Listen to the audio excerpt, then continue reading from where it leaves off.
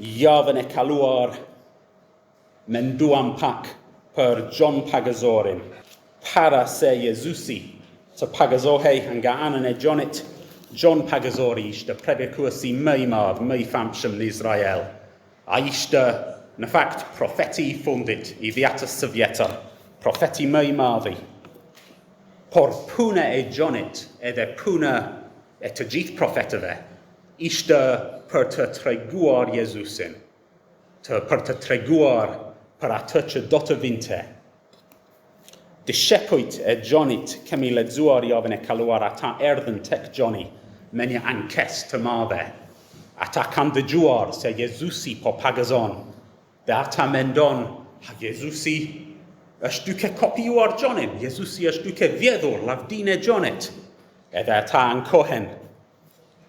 Por Johnny thot, Jezusi nuk po më vjedh lavdinë. E gjithë lavdia në fakt e përket atij. Edhe Johnny përdori një figur nga vjetën e vjetër, nga profetet. Johnny foli për nusën dhe dhëndrin. Në vjetën e vjetër, shpesh kemi këtë figur. Populli i Perëndis është nusja, edhe vetë Perëndia është dhëndri i tyre. Edhe John Pagazori tha, Jezusi është dhëndri. Nusja i përket atij. Unë jam thjesht miku i dhëndrit. Puna ime është për të përgatitur për martesën. Kur të vi dhëndri, vendi im tani nuk është gjë. Dhëndri edhe nusën e tij janë qendra. Edhe Johnny tha, gëzimi im është i plotësuar, sepse ai ka parë mbërritjen e dhëndrit. Ai tha, unë do të zvogëlohem, ai do të rritet.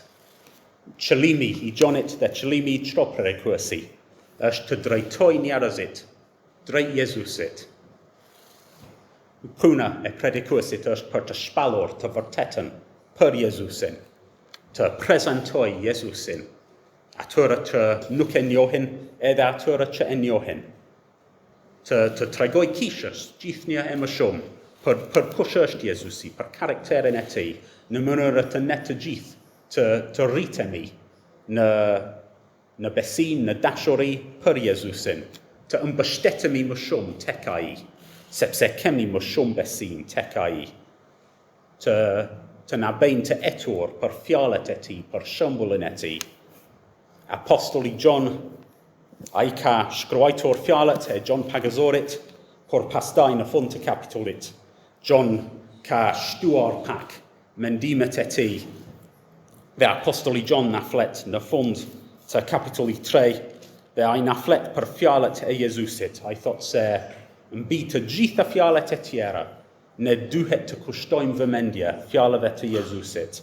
Dhe do të lexojmë pra nga Ungjilli sipas Johnit nga kapitulli 3. Do të lexojmë çfarë ka thënë John Pagazori, po pastaj do të lexojmë çfarë ka thënë Johnny për Jezusin. Le të dëgjojmë fjalën e Perëndis. Pas këtyre, Jezusi erdhi me discepujt e vet në tokën e Judes, dhe qëndroi aty bashkë me ta dhe pagazoi. Por edhe Johnny gjithashtu pagazonte në Enon afër Salimit, sepse aty kishte shumë ujë, dhe vinin dhe pagazoheshin, sepse Johnny s'ishte hedhur ende në burg. Atëherë lindi një diskutim ndërmjet discepujve të Johnit dhe judenjve rreth pastrimit, dhe erdhën te Johnny dhe i thanë, Mësues, ai që ishte me ty për te Jordanit, për të cilin ti ke dëshmuar, ja, ai pagazon dhe të gjithë vinë tek ai. Johnny ju përgjigj dhe tha, një njeri nuk mund të marrë asgjë nëse nuk i është dhënë nga qielli.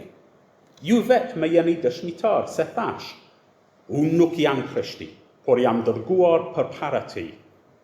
Ai që ka nusën është dhëndri, por miku i dhëndrit, që rri afër dhe e dëgjon, gëzohet shumë për zërin e dhëndrit. Prandaj ky gëzimi im është i plotësuar. Ai duhet të rritet, por unë të zvogëlohem. Ai që vjen nga lart është për mbi të gjithë. Ai që vjen nga Dheu nga ddew është dhe për ddew'n flet, ai që vjen nga qieli është për mbi të gjithë. Dhe ai dëshmon për atë që ka parë dhe dëgjuar, por askush nuk e pranon dëshminë e tij. Ai që e pranoi dëshminë e tij e vëlosi se Perëndia është i vërtet, sepse ai që Perëndia e ka dërguar flet fjalët e Perëndis, sepse Perëndia nuk e jep thymën me mas. Ati e do birin dhe të gjitha i a ka dhënë në dorë. Ai që beson në birin ka jetë të përjetshme, por ai që nuk i bindet birit nuk do të shohë jetë, por zemërimi i Perëndis qëndron mbi të. Kjo është fjala e pagabueshme e Perëndis. John Pagazori thot, Jezusi është dhëndri. Edhe po të kuptojmë në kontekstin e vertës së vjetër, Johnny po thot, Jezusi është Perëndia, Perëndia i Izraelit. Kemi menduar pak javën e kaluar për mënyrën se si profetet e vjetës së vjetër përdorin ky figurë, dhëndri dhe nusja, për Perëndin dhe popullin e tij. Por Jezusi ka ardhur te populli i tij si Perëndia i tyre, si shpëtimtari i tyre. Ai ka ardhur për të vendosur dashurinë e tij mbi nusën e tij të zgjedhur. Në ditën e dasmës, një dhëndër do të vinte nga shtëpia e tij për në shtëpinë e babait. Dhe aty do të zhvillohej dasmën. Ai do të marrë nusjen e tij. Edhe Jezusi ka ardhur nga shtëpinë e tij, nga qieli, për në tokë, për në shtëpinë e nusjes së tij. Ai erdhi për të fituar atë për vete, për të bërë atë pjesë e familjes së tij, për të marrë atë në mbrojtjen e tij. Edhe në vargun 31 deri në 36, Johnny shton mendimet e tij kësaj figure. John Pagazori po fliste njerëzve që jetonin në Izrael në kohën e Jezusit. Jezusi ende ishte në tokë në mish. Johnny donte që njerëzit të shkonin dhe të dëgjonin Jezusin për veten e tyre, ball për ball, edhe të bëheshin dishepujt të Jezusit. Por apostoli John, kur ai po shkruan ungjillin e tij, ai po shkruan njerëzve kur Jezusi nuk ishte më në tokë në mish. Johnny e di se ne kemi nevojë për të ardhur te Jezusi, për të bërë një marrëdhënie të gjallë me Jezus Krishtin. Duhet të bëhemi dishepujt të tij. Por si të bëjmë? Si të jetojmë si pjesë e familjes, pjesë e kopës së tij? Jo me një udhëtim drejt Jordanit për të takuar me Jezusin në mish, jo me një udhëtim për në Galile ose Jeruzalem. Jezusi nuk është atje, ai është në qiell. Edhe theksi i Johnit në këto vargje në fund të kapitullit është në fjalët e Jezusit. Është tërësisht në mënyrën se si duhet të mësojmë të dëgjojmë prej Jezusit, të bëhesh një besimtar edhe të jesh një besimtar. Do të thotë të besosh fjalët e Jezusit, të dëgjosh fjalët e tij, të bindesh fjalëve të tij, të ndërtosh tërë jetën tënde mbi premtimet e tij. Ne nuk presim të dëgjojmë zërin e Jezusit nga qieli, por fjalët e Jezusit janë këtu në Bibël. Ai na flet, ai na urdhëron, ai na inkurajon, ai na çorton nëpërmjet fjalës së tij. Edhe Johnny flet për fjalët e Jezusit, për atë që thot Jezusi, për mënyrën se si ai ka folur, për dëshminë e tij. Edhe do të shqyrtojmë pak vargu 31 deri në 36. Dhe do të shohim se Johnny në fakt na jep 4 arsye të forta për të besuar çdo fjalë që thot Jezusi. 4 arsye për të besuar fjalët e Jezusit. Arsyen e parë gjendet në vargu 31. Ne duhet të besojmë fjalëve të Jezusit, sepse Jezusi vjen nga lart. Johnny thot, ai që vjen nga lart është për mbi të gjithë. Ai që vjen nga dheju është për dhejun flet. Ai që vjen nga qieli është për mbi të gjithë. John Pagazori ishte një predikues shumë i madh, shumë i fuqishëm, por ai ishte prej dhejut. Fjalët e tij ishin fjalët njerëzore. Ai mund të bënte gabime, Johnny. Ai nuk ishte pagabueshëm. Fjalët e tij ishin të ndotura me mëkatin e tij. Ishin fjalë të vërtet. Por Johnny vet nuk ishte njeri I përsosur, nuk ishte njeri I qelit. Ai ishte kufizuar në të kuptuarit e tij. Fjalët e tij ishin të fuqishme, por ishin të fuqishme sepse Perëndia e përdori. Fjalët e Johnit në vetën e tyre ishin vetëm fjalë, nuk kishin fuqi të vetë për të shpëtuar, për të ndryshuar zemrat e njerëzve.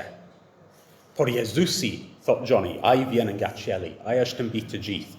Fjalët e tij janë fjalë qiellore. Turma erdhën te John Pagazori, sepse ata kishin shqetësime shpirtërore në zemrat e tyre. Ata I dinin se ishin mëkatar, dinin se kishin nevojë të pastroheshin nga brenda, dinin se ishin nën zemërimin e Perëndis, donin falje, donin pastrim. Çfarë mund të thoshte Johnny atyre? Johnny në fund nuk mund të thoshte atyre fjalët që ata kishin nevojë të dëgjonin. Johnny nuk mund të thoshte, mëkatet e tua janë të falur, shko në pace, sepse Johnny nuk ishte Perëndi. Njerëzit mund të vinë në kish sot, sepse kanë shqetësime shpirtërore, ndihen fajtor, ndihen të turpëruar, mbajnë barën e mëkateve të tyre. Si jo besimtarët edhe besimtarët, ndonjëherë ndihen të lodhur, të ngarkuar rënd, e dim se jemi të dobet, e dim se jemi të pabindur, edhe jemi shumë të vetëdijshëm ndonjëherë për dështimet tonë, për mëkatet tona. Një predikues si puna ime nuk mund të thot atë që në të vërtet kemi nevojë të dëgjojmë, nuk mund të ju jap pastrim. Një predikues nuk mund të thot, unë ju fal, sepse ne kemi mëkatuar kundër Perëndis, vetëm Perëndia mund të na fal. Por Jezusi ka ardhur nga lart, ai flet, thot Johnny, me autoritetin e qielit. Jezusi ka thënë një buri të paralizuara, merr zemër o birë, mëkatet e tua janë të falur. Në Mateu, dhe ata mëkate janë të falur, sepse Jezusi ka thënë, dhe ai ka autoritet. Jezusi ka thënë, eja tek unë, o ju të gjithë të munduar dhe të rënduar, dhe unë do t'ju jap çlodhje. Dhe Jezusi, ai do t'ju jap çlodhje të gjithë atyre që vinë tek ai. Një predikues tokësore mund të tregoj me gisht Jezu Krishtin. Johnny mund të thoshte, ja, qengji I Perëndis.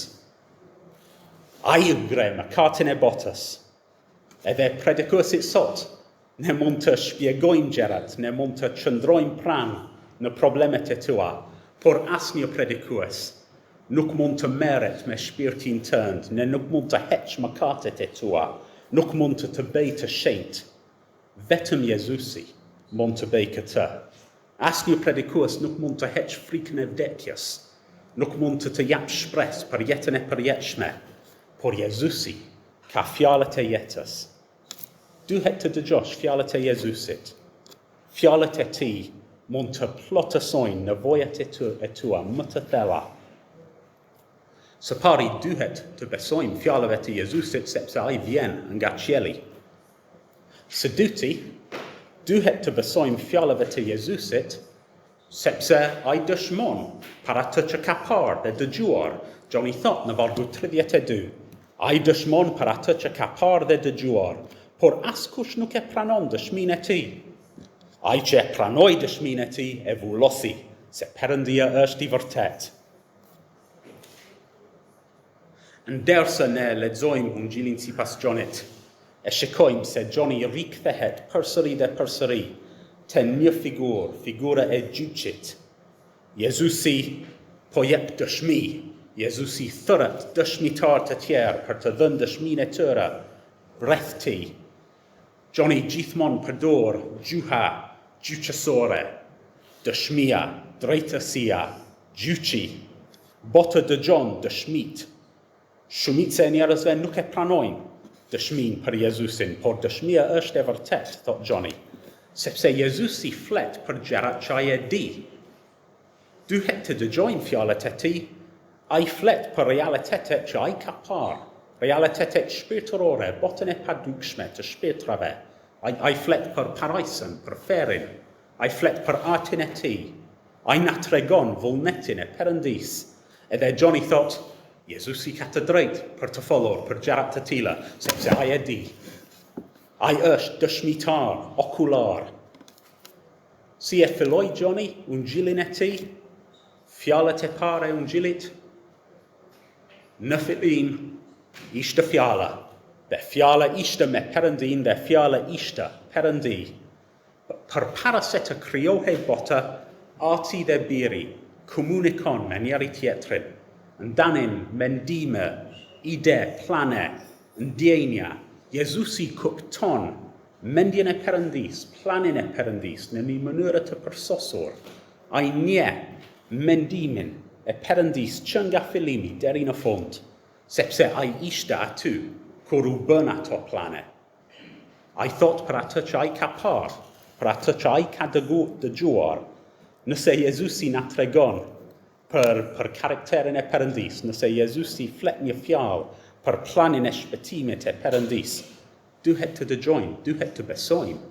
Ai na tregon gjërat që ai ka parë, që ai ka dëgjuar që nga fillimi. Ai që banoi me artin në qiell na tregon se cila është zemra e Perëndis.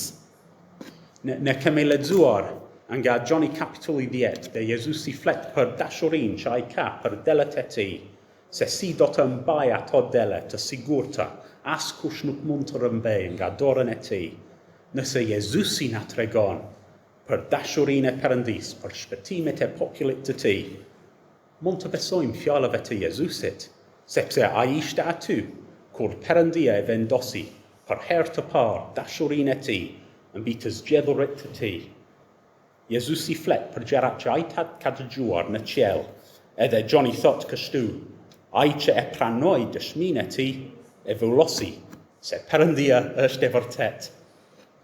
Nëse ti e ke pranuar dëshminë e Jezusit, nëse ti e ke lexuar Biblën, e ke dëgjuar çfarë të thot Jezusi, edhe ke besuar, nëse ti ke thënë kjo është e vërtet, Jezusi është Perëndi, ai është shpëtimtari, atëherë ti ke ndërtuar jetën tënde mbi fjalët e Jezusit. Dhe Johnny thot ti ke vënë vullën tënde për besueshmërinë, për besnikërinë e Perëndis. Perëndia ka thënë, unë do të shpëtoj të gjithë popullit që i përket Jezusit, të gjithë delët e tij. Nëse ti ke vullosur këtë fjalë, ti ke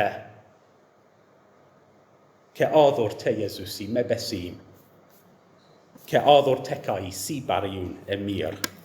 Duhet të besojmë fjalëve të Jezusit, sepse ai vjen nga qielli, sepse ai dëshmon për atë që ai ka parë dhe dëgjuar, edhe së treti, duhet të besojmë fjalëve të Jezusit, sepse ati i është dhënë frymën e shenjtë, frymën e Perëndis për të folur fjalët e Perëndis. Johnny thot, vargu 34, ai që Perëndia e ka dërguar, flet fjalët e Perëndis, sepse Perëndia nuk e jep frymën me mas. Ne lutemi, ne kemi lutur që Perëndia të na jep frymën e tij të shenjtë. Lutemi për Willie në patos, lutemi për predikuesit që Perëndia të dërgoj atyre frymën e tij, në mënyrë që fjalët e tyre të jenë të vërteta, të fuqishme, të dobishme, edhe ne besojmë se Perëndia u përgjigjet këtyre lutjeve. Por Perëndia jep frymën me mas atyre, sepse ne jemi të kufizuar. Asnjë predikues nuk është mbushur me tërë frymën e shenjtë, sepse nuk mundemi. John Pagazori ishte një profet, edhe Johnny u frymëzua nga fryma e shenjtë në një mënyrë që askush sot nuk është e frymëzuar. Fjalët e tij ishin si fjalët e Perëndis, kur ai kishte folur si një profet. por edhe një profet nuk kishte frymën e Perëndis pa mas. Ata nuk e pan të gjithë të vërtetën. Shumë gjëra ishin të paqarta, edhe për Gjonin. Por Jezusi është plot me frymën e Atit të Tij pa mas. Jezusi është ai mbi të cilin pushon frymën e Perëndis. Gjon Pagazori vet dëshmoi për këtë. Kemi lexuar disa javë më parë nga Gjoni kapitullin e parë. Gjoni 1 vargu 32. Gjon Pagazori dëshmoi duke thënë: e pash frymën duke zbritur nga qielli si një pëllumb dhe qëndroi mbi të. Dhe unë nuk e njihja, por ai që më dërgoi të pagazoj në ujë më tha: ai mbi të cilin do të shikosh të zbres frymë dhe të qëndroj mbi të, ky është ai që pagazon me frymën e shenjtë. Frymën e Perëndis qëndron mbi Jezusin. Çfarë do të thotë kjo? Në fillim të takimit sot kemi lexuar pak nga Isaia kapitulli 19. Dhe Isaia flet për mbretin që do të vi, dhe Isaia thot: fryma e Zotit do të pushoj mbi të, fryma e dituris dhe e zgjuarësis, fryma e këshillës dhe e fuqisë, fryma e njohuris dhe e frikës së Zotit. Jezusi duhet të dëgjojmë fjalët e Jezusit, sepse ai është plot me frymën e shenjtë, plot me urtësi, plot me dituri, plot me mençuri. Ai e di se çfarë ka në zemrat e njerëzve. Ai është në gjendje të thotë fjalën e duhur në kohën e duhur. Isaia flet më vonë për Jezusin, për shërbëtorin e Perëndis. Dhe ai thot në Isaia 42, vargun e parë: Zoti thot: ja, shërbëtori im, që unë përkra, i zgjedhuri im, që më kënaq shpirtin, kam vënë frymën time mbi të, ai do t'u sjell drejtësinë kombëve. Jezusi ka frymën e Perëndis. Ai mendon mendimet e Perëndis dhe ai është në gjendje pra të drejtoj kombëve. Fjalët e sundimtarëve tanë ndonjëherë janë të vërteta, por shpesh janë bosh, janë të pavlera, ndonjëherë janë të çmendura. Fryma e Perëndis nuk qëndron mbi ta. Fryma e Perëndis qëndron mbi Jezusin. Fjalët e tij janë me pesh, janë me urtësi. Jezusi vet ka cituar nga Isaia 61. Fryma e Zotit është mbi mua. Ai ka thënë, sepse Zoti më ka vajosur për t'u dhënë një lajm të mirë të përullëve. Më ka dërguar të lidh plagën e tyre që kanë zemrën të thyer, të shpall çlirimin e tyre. Jezusi është në gjendje t'ju çliroj, ai është në gjendje t'ju çliroj nga skllavëria e mëkatit dhe e satanit. Se fjalët e tij janë një lajm të mirë për ata që janë të përullur, që ata të pranojnë fjalën e tij. Sepse fryma e Perëndis qëndron mbi Jezusin pamas, plotësisht. Çdo fjalë e tij është një shprehje e përsosur e karakterit e vullnetit të Perëndis, 100% të vërtetë, 100% të mençura, të përshtatshme. Në fakt, vargu 34 na ndihmon të kuptojmë doktrinën e Trinitetit. Ati dhe Biri dhe Fryma kanë një unitet të përsosur. Ati dërgon Birin dhe jap frymën e tij Birit, për të bërë Birin e tij lajmëtarin e përsosur për botën, për të na folur fjalën e Perëndis. Perëndia ka 3 persona, Biri dhe Ati dhe Fryma e shenjtë, por ai flet si një. Fjalët e Jezusit janë fjalët e Frymës, janë fjalët e Atit. Ati flet nëpërmjet Birit me anë të Frymës së shenjtë. Duhet të besojmë fjalëve të Jezusit, sepse ai vjen nga qielli, sepse ai dëshmon për atë që ai ka parë, edhe sepse fryma i është dhënë atij pa mas, fjalët e tij janë fjalët e Perëndis.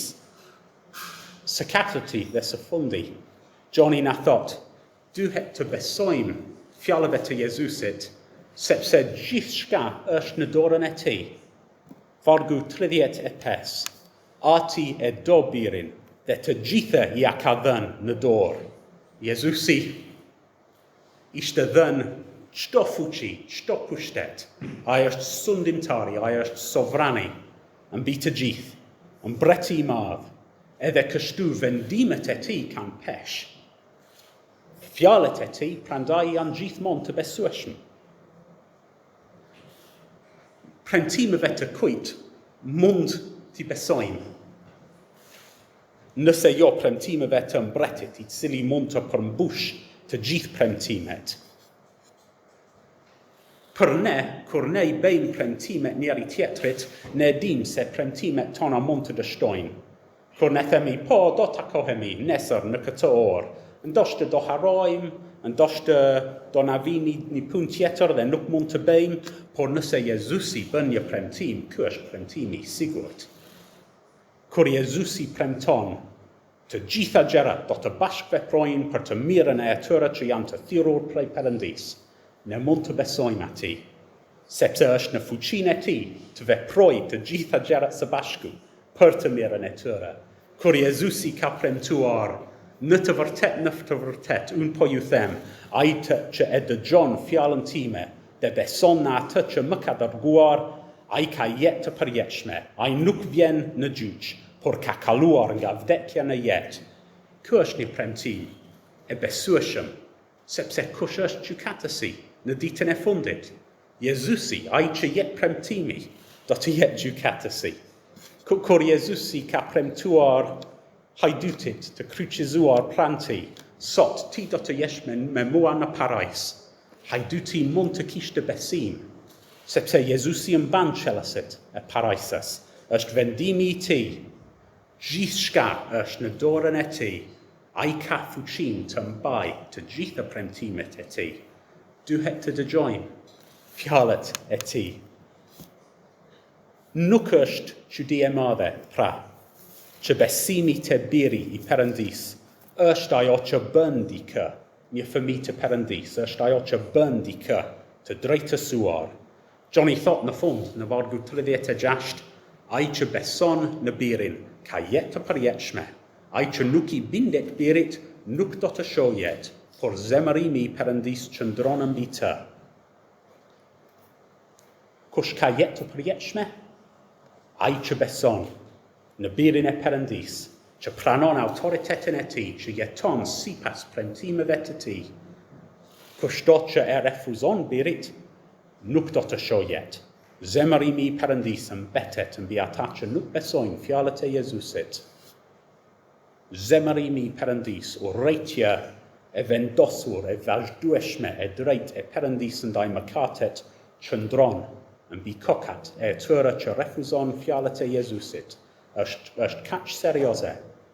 Perëndia merr kaq seriozisht refuzimin e birit të tij, sepse të refuzosh birin do të thotë të hedhësh poshtë Perëndis, të hedhësh poshtë dashurinë e Perëndis, mëshirën e Perëndis, mençurinë e Perëndis, mirësinë e Perëndis, hirin e Perëndis. Do të thotë të bësh veten armik të Perëndis. Por Gjoni na inkurajon të dëgjojmë fjalën e Jezusit, të pranojmë fjalën e Jezusit. Ndërto jetën tënde mbi premtimet e Jezus Krishtit. Ai është ai që vjen nga lart, ai është ai që ishte me Perëndia në fillim. Ai mbi të cilin qëndron frymën e Perëndis. Ai është kontrolluesi, gjykatësi të gjitha gjërave. Dëgjoi fjalët e Jezusit, besoi premtimeve të tij, jetë e përjetshme. Vjen prej Jezusit.